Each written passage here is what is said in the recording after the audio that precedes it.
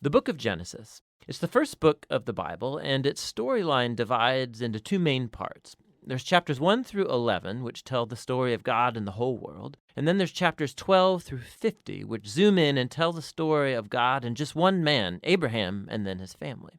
And these two parts are connected by a hinge story at the beginning of chapter 12.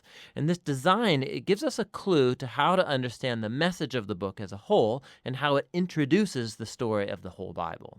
So the book begins with God taking the disorder and the darkness described in the second sentence of the Bible, and God brings out of it order and beauty and goodness. He makes a world where life can flourish. And God makes these creatures called humans, or Adam in Hebrew. He makes them in his image, which has to do with their role and purpose in God's world. So the humans are made to be reflections of God's character out into the world, and they're appointed as God's representatives to rule his world on his behalf, which in context means to harness all of its potential, to care for it, and make it a place where even more life can flourish.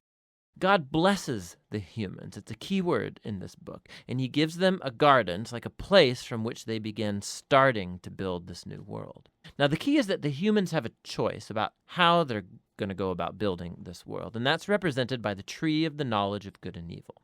Up till now, God has provided and defined what is good and what is not good. But now God is giving the humans the dignity and the freedom of a choice. Are they going to trust God's definition of good and evil, or are they going to seize autonomy and define good and evil for themselves? And the stakes are really high. To rebel against God is to embrace death, because you're turning away from the giver of life himself. This is represented by the tree of life. And so in chapter 3, a mysterious figure, a snake, enters into the story.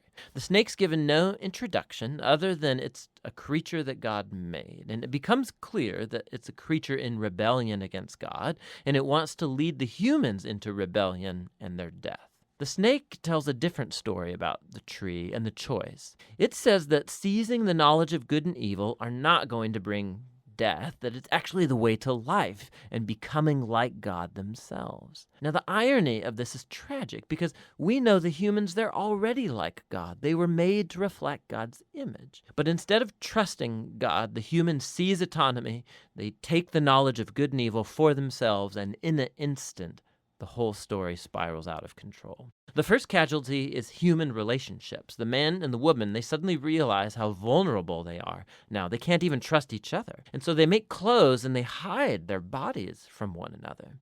The second casualty is that intimacy between God and the humans is lost. So they go and run and hide from God, and then when God finds them, they start this game of blame shifting about who rebelled first. Now, right here, the story stops, and there's a series of short poems where God declares to the snake and then to the humans the tragic consequences of their actions. God first tells the snake that despite its apparent victory, it is destined for defeat, to eat dust. God promises that one day a seed or a descendant will come from the woman who's going to deliver a lethal strike to the snake's head, which sounds like great news, but this victory is going to come with a cost because the snake too will deliver a lethal strike to the descendant's heel as it's being crushed. It's a very mysterious promise of this wounded victor. But in the flow of the story so far, you see this is an act of God's grace. The humans, they've just rebelled, and what does God do? He promises to rescue them. But this doesn't erase the consequences of the humans' decision. So God informs them that now every aspect of their life together, at home and out in the field, it's going to be fraught with grief and pain because of the rebellion, all leading to their death.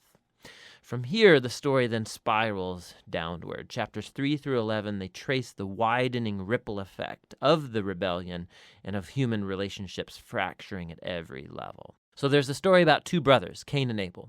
Cain's so jealous of his brother that he wants to murder him. And God warns him not to give in to the temptation, but he does anyway. He murders him in the field. So Cain then goes on to build a city where violence and oppression reign. And this is all epitomized in the story of Lamech. He's the first man in the Bible to have more than one wife. He's accumulating them like property.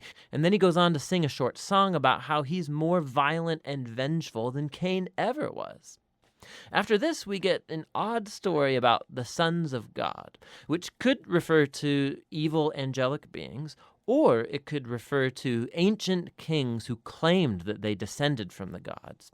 And like Lamech, they acquire as many wives as they wanted, and they produce the Nephilim, these great warriors of old. Whichever view is right, the point is that humans are building kingdoms that fill God's world with violence and even more corruption. In response, we're told that God is broken with grief. Humanity is ruining his good world, and they're ruining each other. And so out of a passion to protect the goodness of his world, he washes it clean of humanity's evil with a great flood.